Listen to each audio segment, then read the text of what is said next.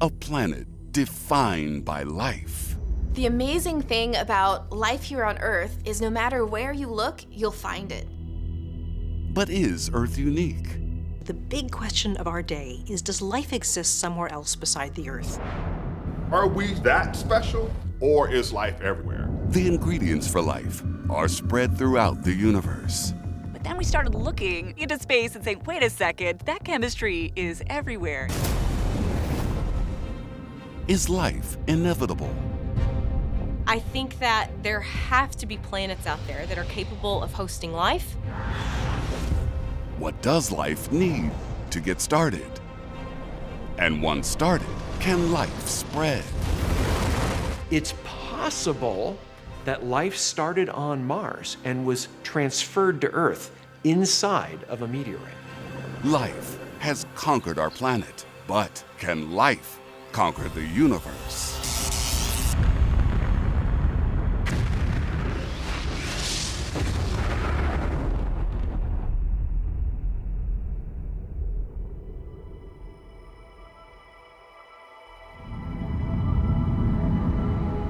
The universe is a very big place. There are trillions of galaxies, each one home to millions of stars and an unimaginable number of planets. So where is everybody? One of the most basic philosophical questions is, are we alone? Are we the only ones looking out and thinking, what is all this? Is it all just for us? Or do we get to share it with anyone? I mean, that's about as fundamental a question as you get. What are the odds of life existing somewhere else? We just don't have a good insight to how probable life is anywhere in the universe. Life could possibly be forming everywhere. We don't quite know. There's a lot about life that we don't understand. All we know is that it happened at least once. But beyond this one little planet, we don't know whether or not it happened anywhere else. The universe is an unfriendly place. Planets with lava oceans circle too close to their stars. Pulsars blaze with deadly gamma rays and X-rays. Black holes consume everything in their path. Temperatures plummet close to absolute zero.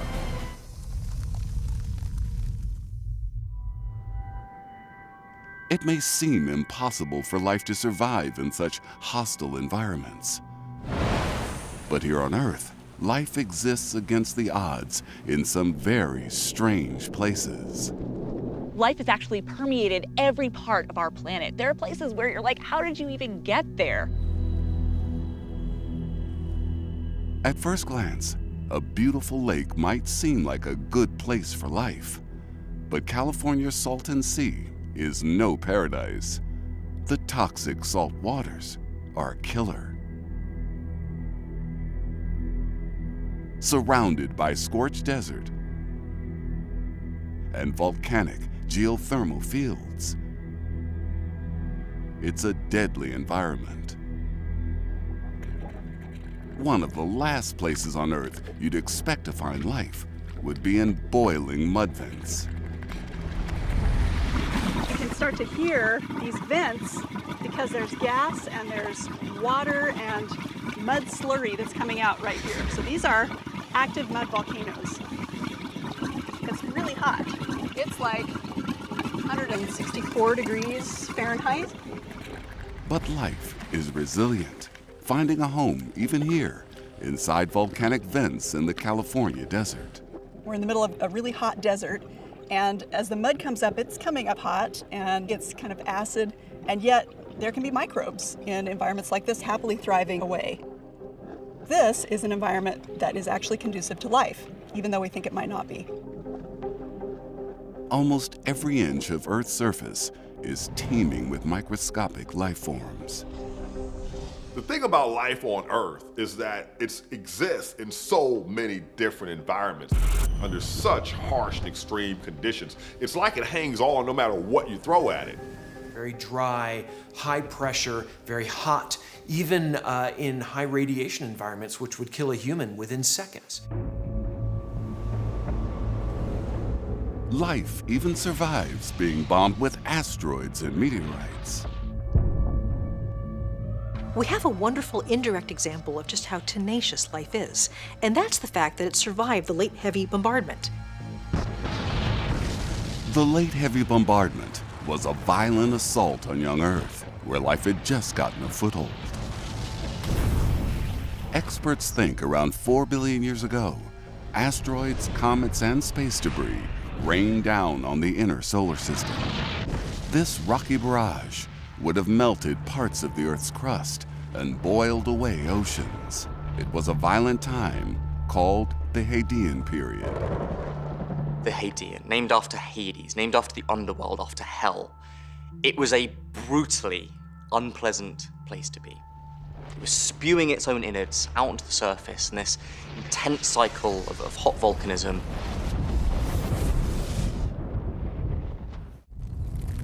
Earth has lurched from one extreme to another. Around 700 million years ago, the whole planet froze over.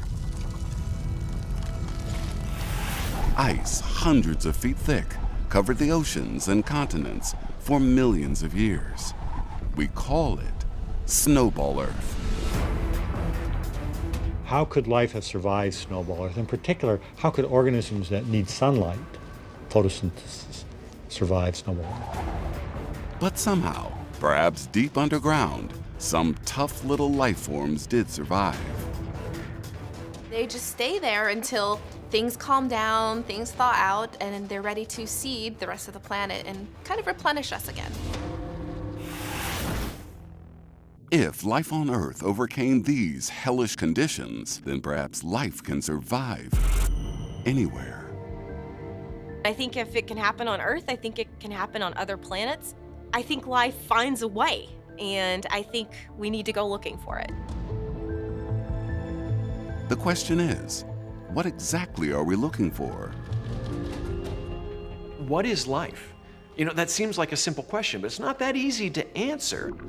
Life is incredibly hard to define, right? It's sort of like you know it when you see it, but how do you write down the rules? Every time we think we have a grasp, there's this new form that comes about and completely questions that entire definition. There's a joke in astrobiology that if you ask 200 scientists for a definition of life, you'll get 200 different answers. Life can be as intricate as us humans, or as simple as single-celled organisms like bacteria. But there are some things all life forms do. In broad terms, life consumes things. It breathes, it eats, it excretes, it grows, it reproduces, it's complex. Life has transformed the Earth in all sorts of ways. But life is still just an accident. Life, as I see it, is just a chemical reaction, but it's the most important and special chemical reaction in the universe.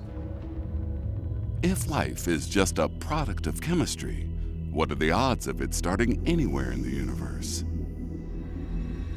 One thing we know about chemistry is that given the right conditions, the same chemical reaction will reliably occur.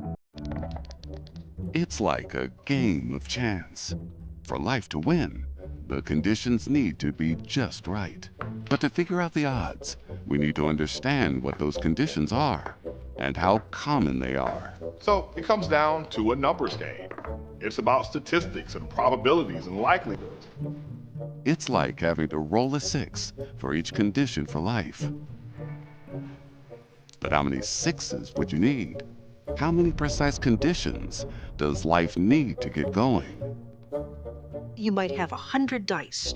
Roll them all, get all 6s, only then do you get life. You could need hundreds or hundreds of thousands of dice. We just don't know. We honestly have no clue how common or rare life is in the universe. We don't know how life originated here on Earth, where we kind of understand the conditions. There are a lot of different ways life could have started. Is life rare? Is life common? We don't know where it lands. Putting odds on life existing is a waste of time until we understand it better. And maybe our answers don't lie here on Earth. One way to crack this problem is to go looking for life elsewhere.